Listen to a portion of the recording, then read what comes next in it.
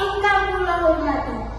Sepindhah puji syukur sumangga kita aturaken dumateng Gusti ingkang sampun paring daya rahmat saha hidayahipun kagem kita sedaya sahingga kita sedaya saking makempal wonten ing papan punika kanthi kawontenan rahayu lir ing sandikala.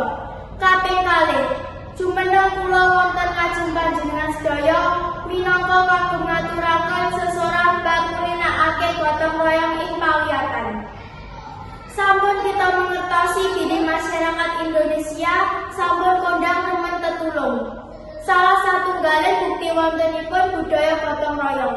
Kanthi gotong royong, rasa manunggal lan tepa slira sansaya inggil lan pakaryan ingkang awrat dados enteng. Budaya gotong royong awujudaken kunci pirukunan tumrap masyarakat Indonesia ingkang manika wani wiwit saking suku, agama lan ras ingkang benten-benten. Emanipun kairing kanthi ewah gingsiri kahanan zaman. Budaya gotong royong masyarakat Indonesia sekedhik pokok sekedhik sampun luntur.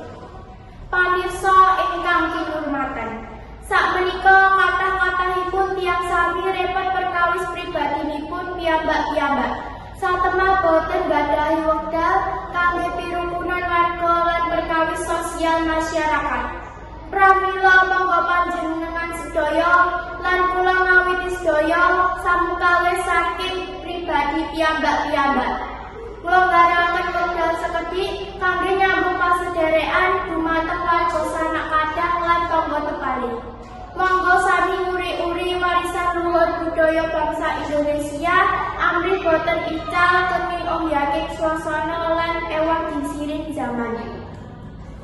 Cekak aosipun, gotong royong awujudaken budaya luhur bangsa Indonesia ingkang ageng pigunanipun saged adamel saben pakaryan dados langkung enteng. Cepet rampungipun lan kanthi raketaken talining pasederekan sarta raos nyawiji. Pamirsa ingkang kula tresnani, sumangga kita sareng-sareng njagi saha peduli dumateng budaya gotong royong supados budaya kita boten ical lan saged kita warisaken dumateng para putra wayah kita.